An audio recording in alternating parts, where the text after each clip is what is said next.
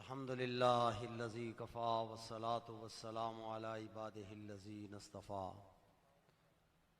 اما بعد فاعوذ باللہ من الشیطان الرجیم بسم اللہ الرحمن الرحیم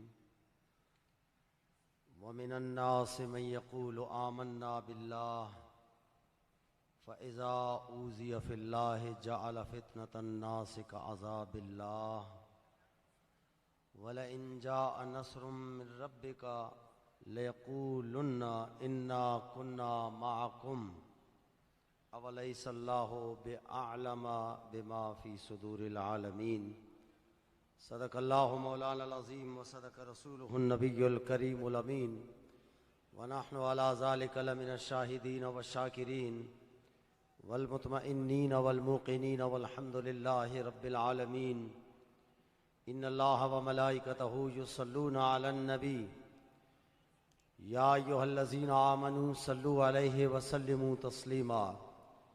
بلند آواز سے درود پاک کا نذرانہ۔ اللہم صلی علی سیدنا شفیعنا حبیبنا حبیب ربنا و مولانا محمد مبارک وسلم وصلی علیہ صلاۃ و سلاما علیک یا سیدی یا سندی یا رسول اللہ وعلی آلک و اصحابک یا سیدی یا سندی یا حبیبی یا حبیب اللہ۔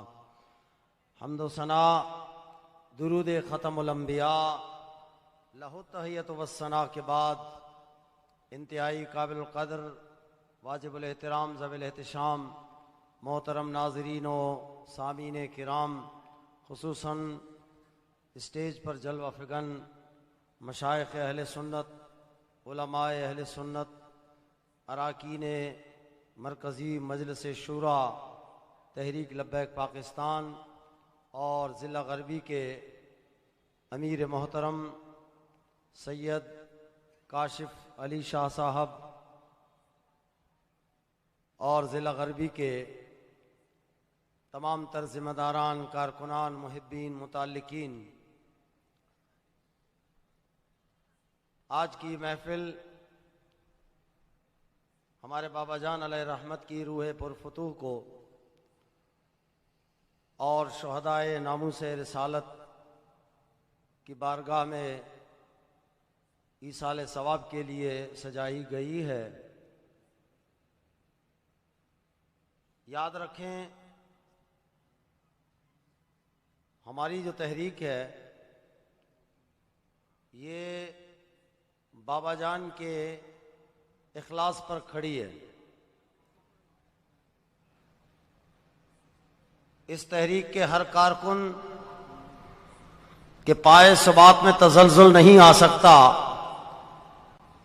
کیونکہ یہ تحریک امیر المجاہدین نے اسلام کے اس درد کو محسوس کرتے ہوئے اس کی بنیاد رکھی ہے، اور یہ انشاءاللہ روز فزوں اپنی منزل کی جانب کشاں کشاں بڑھ رہی ہے۔ ایک وقت آئے گا کہ عالم اسلام میں تحریک لبیک پاکستان نظریہ اسلام کی ایک نمائندہ تحریک نامینیٹ ہوگی، یہ دنیا دیکھے گی، اور اب دیکھ بھی چکی ہے کہ یہ وہ لوگ ہیں کہ جو اسلام کے لیے اپنا سب کچھ قربان کرنے کے لیے تیار ہیں۔ میدان میں کھڑے یہ لوگ جو کبھی پیچھے ہٹنے کا نام ہی نہیں لیتے، ہمیشہ اسلام کے لیے، دین کو تخت پہ جلوہ فغن کرنے کے لیے یہ اپنا سب کچھ چھوڑ سکتے ہیں، لیکن اپنے اس بابا جی کے مشن سے کبھی غداری نہیں کر سکتے۔ اللہ رب العالمین نے فرمایا کہ وہ لوگ جو کہتے ہیں آمنا، ہم ایمان لے کے آئے، لیکن جب کوئی اذیت آ جاتی ہے، جب کوئی مشکل پیش آتی ہے، تو وہ لوگ کیا کرتے کہ یہ دیکھو جناب اللہ کا عذاب آ گیا ان پہ۔ سبحان اللہ بولو تو بولوں، تھکے بیٹھے ہو کہ پکے بیٹھے ہو؟ بھائی جو تھکے بیٹھے ہیں وہ ہاتھ کھڑا کرے۔ سبحان اللہ، دیکھو کوئی بھی نہیں ہے۔ ہاں، 149 किलोमीटर सफर करने के बाद भी अगर पूछा जाता थके बैठे हो तो वो कहते कि नहीं, अभी तो मंजिल आगे है, अभी तो हम पक्के बैठे हैं। इसीलिए हमारा हर कारकुन कच्चा नहीं बैठा होगा, सच्चा बैठा होगा, क्योंकि ये डायरेक्ट फैज मिलता है अमीरुल मुजाहिदीन अलैहि रहमत से। हमारा अल्हम्दुलिल्लाह हर कारकुन अपने इस तहरीक के लिए, दीन को तख्त पे लाने के लिए अपना सब कुछ कुर्बान करने के लिए तैयार बैठा है। तो जब कोई अजियत मिलती है, कुरान कहता है, अल्लाह का कलाम है, जब अजियत आ जाए, कोई शेलिंग हो जाए, कोई फायरिंग हो जाए, कोई इर्द गिर्द रेंजर की टोलियां आ जाए, जत्थे आ जाए, पुलिस आ जाए, तो फिर वो जो बाहर हैं वो क्या कहते हैं? सुभान अल्लाह बोलो तो बोलो। बाहर वाले कहते हैं देखो मना नहीं किया था, ना पंगा लो, ना जाओ, क्यों गए? और जब पता चलता है कि ये पाए सबात में तसलसल नहीं आया, ये मर्द मुजाहिद अपने मैदान में रहे, खड़े रहे, डटे रहे, न झुके, न बिके, न दबे, न पीछे हटे। जब वहां से अल्लाह रब्बुल आलमीन ने फतहयाब फरमाया, तो अब ये क्या कहते हैं? कुरान क्या कहता है? भाई अल्लाह का कलाम है। रब ने फरमाया कि जब अल्लाह की मदद आ जाती, जब कोई ईजा, जब कोई तकलीफ आती, तो कहते मना किया था, गए क्यों? वैजा जा, सुभान अल्लाह, वला इन जा नसरुम मिन रब्बिका, ऐ हबीब, जब तेरे रब की जानिब से इन पर, इन मुजाहिदीन पर, जब तेरे रब की जानिब से मदद आ गई, तो अब वही लोग क्या कह रहे थे? कह रहे थे इन्ना कुन्ना माकुम, असी ते तुहाडे नाल सा, असी भी मुसल्ला बिछा के जनाब दुआएं करते रहते सा, हम भी तो तुम्हारे साथ थे भाई, बिल्कुल बड़ा अच्छा काम किया। लेकिन जब शेलिंग हो रही थी, जब फायरिंग हो रही थी, जब शुहदा की लाशें उठाई जा रही थी, जब जख्मी, जब हमारे बच्चे अपने हाथ से, अपने पांव से, वो अपने हाथ गंवा चुके थे, पांव से माजूर हो चुके थे, आंखें कुर्बान कर चुके होते थे, उस पीरियड में ये कहते थे देखो मना किया था, लेकिन जब फतहयाब होके वापस आए, अब कहते हम भी तो तुम्हारे साथ थे भाई। रब ने फरमाया मैं ज्यादा जानता हूं, रब ने फरमाया मैं ज्यादा जानता हूं कि इस लोगों के, इस दुनिया वालों के सीनों में क्या छुपा बैठा है। दूसरी आयत पढ़ लूं? सुभान अल्लाह बोलो तो बोलूं। रब्बुल आलमीन ने फरमाया व मिनन नास मन यअबुदुल्लाह अला हरफिन, लोगों में से वो लोग जो एक किनारे पर इबादत करते हैं, अंदर नहीं जाते। शायद कि उतर जाए तेरे दिल में मेरी बात, अंदाज़े बयां गर्चे मेरा शौक नहीं है, कहता हूं वही बात, समझता हूं जिसे हक, न अबलाह मस्जिद हूं न तहजीब का फर्जंद, अपने भी खफा मुझसे, बेगाने भी नाखुश, मैं ज़हरे हलाहिल को कभी कह न सका कन। मैं अबलाह मस्जिद नहीं हूं, मैं तहजीब का भी फर्जंद नहीं हूं। अबलाह मस्जिद तो वो हो जब मिंबर पे बैठे तो सामने कमेटी की आंखों में आंखें देखकर फिर वो बोले, वो जनरल सेक्रेटरी सामने बैठा है, हक बोलूं तो कैसे बोलूं, वो सेठ साहब बैठे हैं, हक बोलूं तो कैसे बोलूं।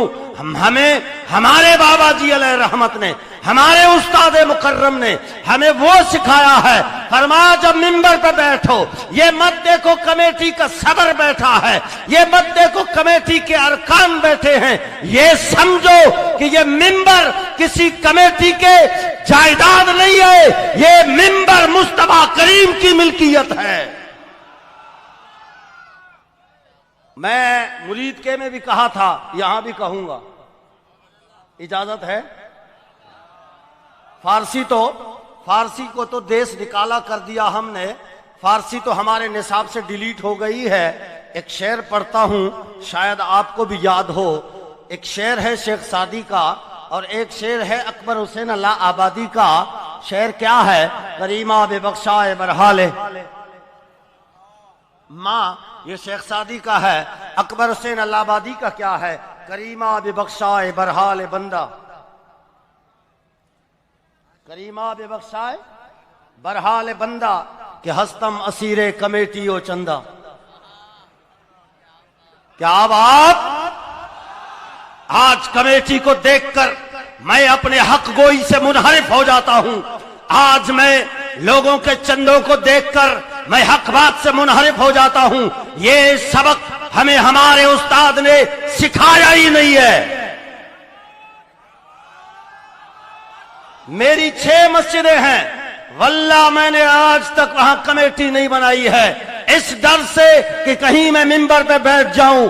میں تو وہی بولوں گا جو میرے مصطفیٰ نے فرمایا ہے، میں تو وہی بولوں گا جو مجھے سبق امیر المجاہدین نے دیا ہے. کہیں ایسا نہ ہو میں کمیٹی بناؤں اور کل کو وہ مجھ سے جھگڑا کرے، روک دے، ٹوک دے. اسی لیے میں نے یہ نظام رکھا ہی نہیں.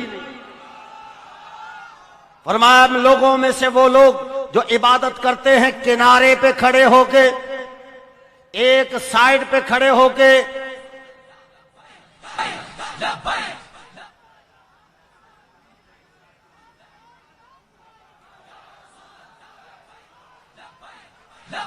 یا رسول اللہ لبیک لبیک لبیک یا رسول اللہ لبیک لبیک لبیک یا رسول اللہ لبیک لبیک لبیک یا رسول اللہ لبیک لبیک. تشریف رکھیں، تشریف رکھیں. زندہ باد، زندہ باد. رب العالمین نے فرمایا لوگوں میں سے وہ لوگ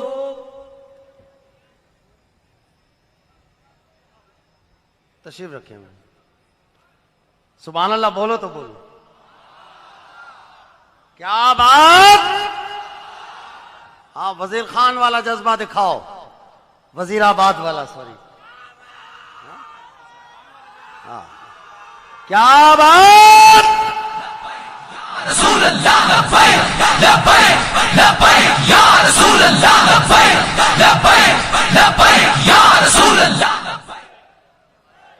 رب العالمین نے فرمایا توجہ، توجہ ہے، غور ہے. تھکے بیٹھے ہو کہ پکے بیٹھے ہو؟ سچے بیٹھے ہو کہ کچے بیٹھے ہو؟ چلو جو کچے بیٹھے وہ ہاتھ کھڑا کرے. لو کر لو بات. سبحان اللہ. رب العالمین نے فرمایا جو ایک کنارے پہ عبادت کرتے ہیں، وَمِنَ النَّاسِ مَن يَعْبُدُ عَلَىٰ حَرْفٍ، ایک سائیڈ پہ کھڑے ہو کے دریا کے اندر نہیں کودیں گے، دریا کے اندر نہیں جانیں گے، طوفانوں میں، طغیانوں میں، وہ طغیانیوں میں نہیں اندر آئیں گے. کنارے پہ کھڑے ہوں گے، کنارے پہ کھڑے ہو کے وہ ویٹ کریں گے، وہ انتظار کریں گے. اور وہ انتظار کیا ہوگا کہ ان اصابہ خیر اطمأن بہ، اگر تو ان کو جو اندر ہیں، جو کراؤڈ میں ہیں، جو میدان میں ہیں، اگر انہیں کوئی بھلائی مل گئی تو پھر مطمئن ہے.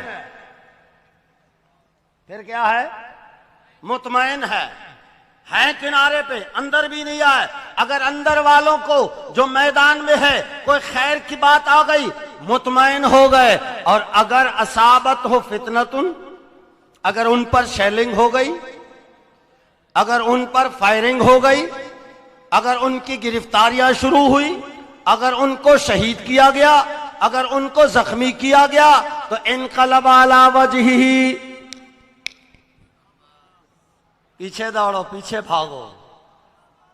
رب العالمین نے فرمایا یہ جو بھاگنے والے ہیں، یہ جو میدان چھوڑ کے بھاگنے والے ہیں، بعض ایسے بھی تھے جو فوٹو سیشن کے لیے بھی آتے تھے، فیس بک پہ چڑھا لیا، اس کے بعد غائب. فرمایا خسرت دنیا والآخرہ، یہ دنیا اور آخرت کا خسارہ ہے.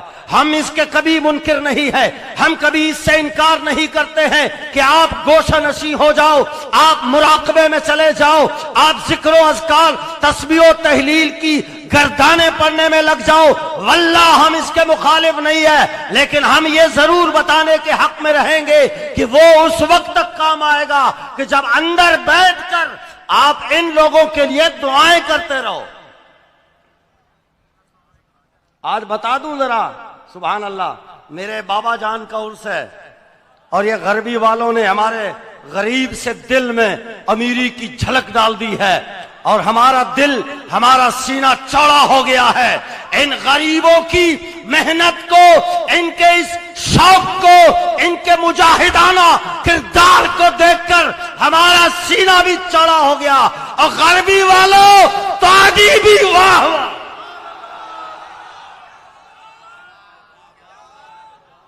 آؤ پھر غوث اعظم کی بارگاہ سے فیض لیتے ہوئے آپ کو بتا دوں، شیخ علی مرصفی رحمت اللہ علیہ فرماتے ہیں ولی کسے کہتے ہیں؟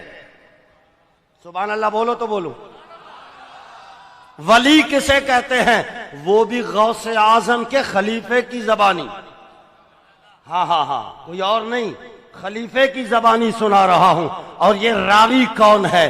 آداب المریدین میں شیخ ابو نجیب سہروردی علیہ رحمت نے یہ بات لکھی ہے کہ غوث پاک کے خلیفے سے پوچھا گیا ولی کون ہے، تو آپ نے فرمایا العارف ما وجد فیہ ثلاثۃ.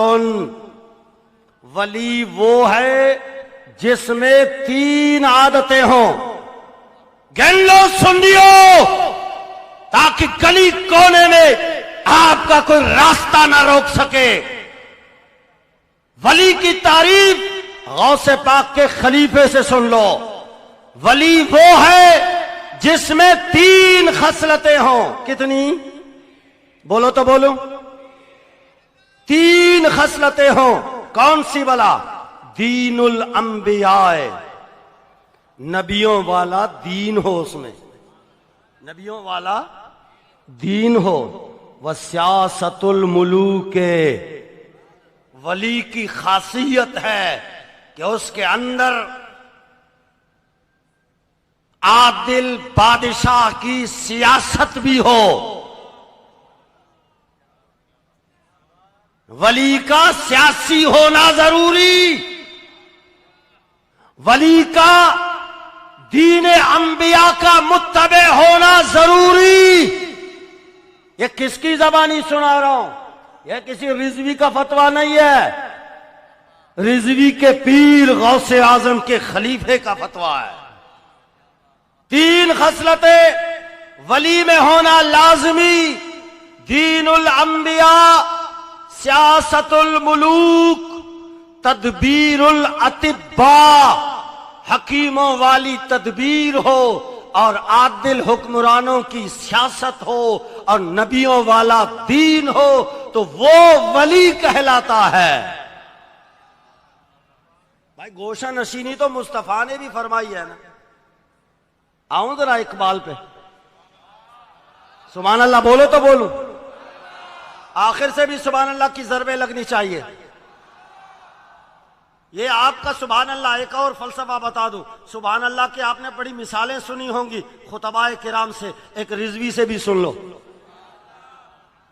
یہ جو سبحان اللہ آپ پڑھتے ہو نا، یہ جتنا بھی انہوں نے ماشاءاللہ بہار کیا ہے، سبحان اللہ. غربی والوں تو آتی بھی واہ واہ، دل خوش کر دیا آپ نے. یہ بابا جی علیہ رحمت کے عرس کی محفل ہے اور شہدائے ناموس سے رسالت کے عرس کی محفل ہے. آپ جب سبحان اللہ کہتے ہو نا تو وہ آپ کو بھی ثواب ملتا ہے اور امیر المجاہدین کی بارگاہ میں بھی اس کا ثواب پہنچ جاتا ہے. نبی علیہ السلام نے بھی غار حرا میں تشریف لے گئے تھیں. علماء تشریف فرما ہے، مشائخ کرام. غار میں گئے، غار حرا میں. اقبال سے پوچھتے ہیں. اقبال نے کہا کہ ہاں مصطفیٰ غار میں تشریف لے گئے. مصطفیٰ اندر حرا خلوت گزید. نبی علیہ السلام غار حرا میں جا کے خلوت نشینی اختیار فرمائی، لیکن وہاں خلوت سے کتنے کام آپ نے حکم فرمایا یا کام ترتیب دیے. اندر رہ کے صرف نذرانے بٹورنا مقصد نہیں، اندر بیٹھ کے لوگوں پر تانے کسنا یہ مقصد نہیں. اندر بیٹھو تو یہ 3 کام کرو جو مصطفیٰ نے کیے ہیں. کتنے 3. کتنے یاد رہے گا؟ غوث اعظم کے مرید کا، خلیفے کا بھی قول یاد رکھنا اور علامہ اقبال کا بھی. پہلا کام کیا؟ مصطفیٰ اندر ہرا خلوت گزید، قوم و آئین و حکومت آفرید، قوم کی تعمیر کی، آئین کی تعمیر کی اور حکومت بنائی۔ ہمارے تو مصطفیٰ بھی سیاسی ہے۔ ہاں، کوئی اگر سیاست کا انکار کرے آئے میدان لگائے، ہمارے نبی سیاسی ہے، بلکہ ہر نبی سیاسی ہے۔ ہمارے نبی نے تو 10 سالہ حکومت چلائی ہے، اور وہ بھی مسجد کے اندر۔ آج لوگوں کو کہتے ہیں کہ مولوی کا کیا تعلق سیاست سے، مسجد میں یہ بیٹھ کے سیاست کرتے ہیں۔ میں نے کہا مسجد میں بیٹھ کر ہی سیاست میں برکتیں ہوتی ہیں۔ 10 سالہ حکومت میں توجہ ہے، غور ہے، تھکے بیٹھے ہو پکے بیٹھے ہو؟ ابھی تو قبلہ شاہ صاحب بھی تشریف لانے والے ہیں، قائدین تو پیچھے، ہم تو کارکن ہیں بھائی، تھکے تو نہیں ہو؟ سبحان اللہ بولو تو بولوں۔ 10 سالہ حکومت نبی علیہ السلام کی، توجہ ہے، 10 سالہ حکومت نبی علیہ السلام کی، قومی اسمبلی مسجد نبوی ہے۔ 2.5 سالہ صدیق اکبر کی حکومت، قومی اسمبلی مسجد نبوی ہے۔ 10 سالہ فاروق اعظم کی حکومت، قومی اسمبلی مسجد نبوی ہے۔ 12.5 سالہ حکومت عثمان غنی کی ہے، مسجد نبوی قومی اسمبلی بھی ہے، سپریم کورٹ بھی ہے، کینٹ بھی ہے، فوجی کیمپ بھی ہے۔ اور مولا علی کے دور حکومت میں مسجد نبوی قومی اسمبلی رہی، لیکن ایک صوبائی اسمبلی بھی بنائی گئی، وہ بھی کون سی؟ جامع مسجد کوفہ والی۔ جب قوم کے فیصلے مسجدوں سے باہر اسمبلیوں میں ہونے لگے تو قوم کی رسوائیاں ہونے لگی، قوم سڑکوں پر بھوکی، عوام جو ہے بھوک سے تڑپ تڑپ کر مرنے لگی، عزتیں محفوظ نہیں، مال محفوظ نہیں، جان محفوظ نہیں، کسی کو بھی اٹھا کے گٹر نالی میں پھینک دیا جاتا ہے، بوری بند لاشوں کی سیاست ہوتی ہے۔ کب؟ جب مسجدوں میں فیصلے نہیں ہوتے، جب اسمبلی میں فیصلے ہوتے ہیں۔ تاریخ اٹھا کے دیکھے، سلطان صلاح الدین ایوبی کے دور میں مسجد کا امام یہ اپنے علاقے کا ایس ایچ او ہوا کرتا تھا۔ آج مسجد کا امام تو سروینٹ کے سوا کچھ بھی نہیں۔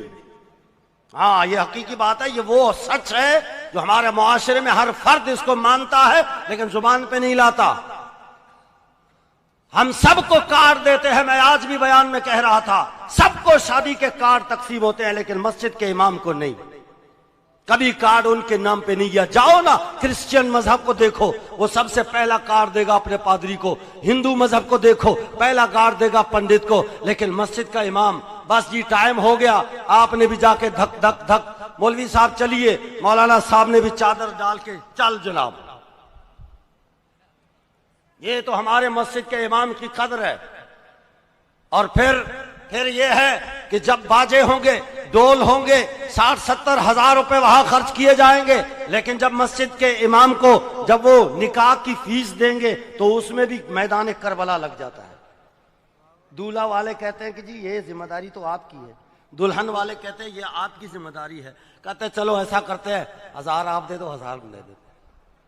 یہ ہمارے امام کی قدر ہے، یہ دین کا ہمارا گراف ہے کہ دین ہمارا کہاں پہ کھڑا ہے، دین کے ساتھ ہم کتنے وفادار ہیں، دین کو ہم نے کیا حیثیت دی ہے۔ جب دنیا کا بیلنس آپ دیکھیں، آپ پیمانہ دیکھیں، دین کو دیکھیں، دنیا کو دیکھیں، یہ کیوں دین کا اتنا مقام ہماری نظروں میں نیچے گر گیا؟ بات اصل میں یہ ہے کہ ہم نے محکومیت اختیار کی ہے، دین کو ہم نے قید کر دیا ہے، دین کو ہم نے قیدی بنا دیا ہے، مقید کر دیا ہے، نماز روزہ حج زکوٰۃ کے اندر، مسجد کے اندر دین کو پابند کر دیا ہے۔ باہر جو چاہے کر لو، جو چاہے تیرا جی چاہے کر لو، دین مقید ہے مسجد کے اندر۔ لیکن یاد رہے، امیر المجاہدین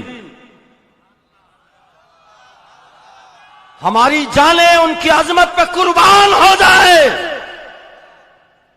واللہ بابا جی ہمیں بہت جلدی چھوڑ گئے، رب کی تقدیر تھی، ورنہ آج بھی ہم اپنے ہوش میں نہیں ہیں۔ یہ جب سے میرے بابا جی کا جنازہ ہوا، گھر والے میرے بھائی یہاں موجود ہیں، رشتہ دار یہاں موجود ہے، وہ اس بات کی گواہی دیں گے کہ میں اپنے آپ میں مجھے ہوش ہی نہیں ہے۔ میرے مقتدی بھی یہاں میرے پیچھے جمعہ پڑھنے والے بہت سارے ہیں، وہ بھی جانتے ہیں کہ بابا جی کے بعد جو ہے یہ بندہ ٹوٹا ہوا ہے، بکھرا ہوا ہے. اور جب میں بکھر گیا اس وقت جب میرے امیر المجاہدین کے لختے جگر کو ظالموں، جابروں، ڈکیتوں نے راستے سے ڈاکہ ڈال کے میرے امیر کو پابند سلاسل بلا جرم کیا، میں ٹوٹ کے رہ گیا.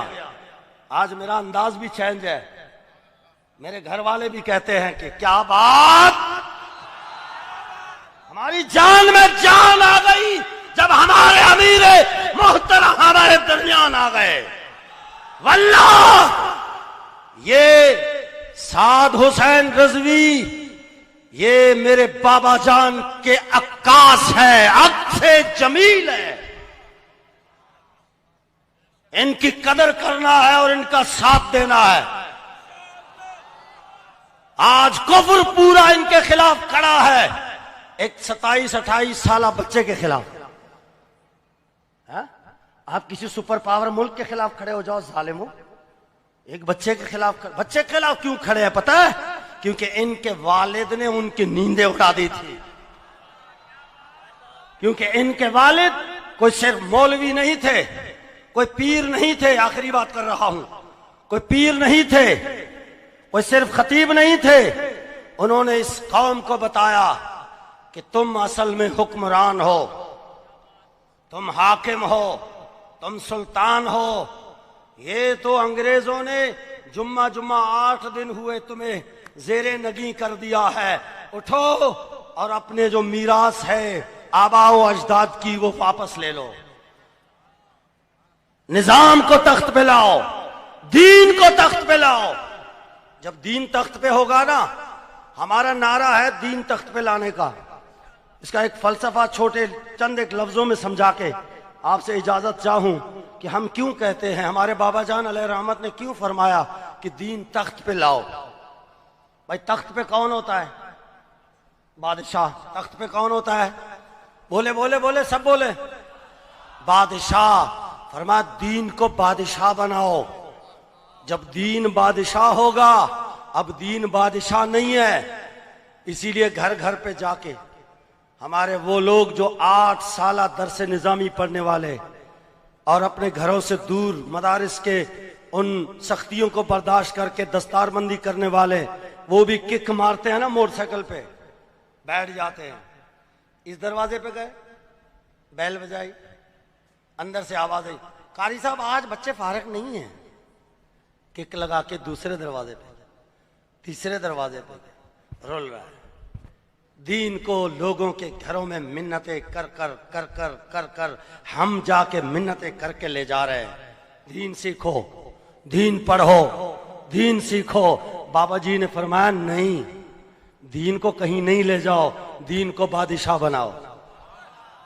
جب دین بادشاہ ہوگا، جب تخت پہ دین ہوگا تو آئی جی جو ہے آئی جی وہ آرڈر جاری کرے گا، خبردار ہر ایسے چو اپنے تھانے میں خود جماعت کرائے گا.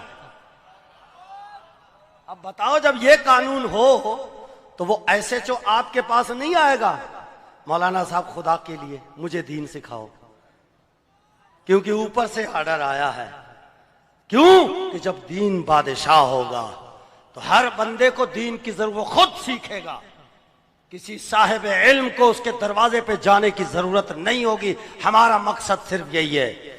بابا جی علیہ رحمت کا مشن صرف یہی تھا کہ یہ تاریخ دیکھو، اس پوری تاریخ میں امت مسلمہ حکمران ہے. جب حاکم اسلام، جب مسلمانوں کا امیر جب کوئی فیصلہ کرتا تھا تو کفر کے ایوانوں میں لرزہ طاری ہوتا تھا. آپ گن لو نا، جا کے آپ کیلکولیٹ کر دینا. آج یہ میں آپ کو ایک ہنٹ دے رہا ہوں، آئیڈیا دے رہا ہوں. جا کے پورے نبی علیہ السلام سے لے کے 1923 تک چیک کر لو تو آپ کو لگ پتا جائے گا کہ اسلام کتنے عرصے تک حکمران رہا ہے اور کتنے عرصے تک ہم لوگ محکوم ہوئے ہیں. میں طائرانہ نگاہ ڈالتا ہوں، تاریخ جا کے پڑھ لینا کہ 10 سالہ نبی علیہ السلام کی ریاست ہے، 2.5 سال صدیق اکبر کی، 10 سالہ فاروق اعظم کی، 12.5 سال عثمان غنی کی، 5.5 سال مولا علی کی، اور 6 مہینے امام حسن کی، 100 سال بنو امیہ کی، 500 سال بنو عباس کی، 280 سال بنو آل فاطمی کی، اور 627 سال سلطنت عثمانیہ کی۔ یہ 1924 تک ہر جگہ آپ حکمران ہے۔ جب آپ فیصلے کرتے ہیں منگول بھی تڑپ جاتے ہیں، بربر بھی ان پر لرزہ طاری ہوتا ہے، تاتاری بھی آپ کی ہیبت سے بھاگ جاتے ہیں، کیونکہ آپ سلطان ہیں۔ 1924 کے بعد یہ مٹ چکی تھی امت مسلمہ اس تصور سے کہ ہم بھی کوئی حکمران ہے۔ یہ بابا جی نے آ کے اس قوم کو بتایا، اٹھو اور اٹھ کر اس اسلام کو تخت پہ لے آؤ۔ جب اسلام تخت پہ ہوگا تو بڑی بڑی سپر پاور بھی تیرے قدموں کے نیچے آئیں گے، دین سب سے اوپر ہوگا۔ وما علیہ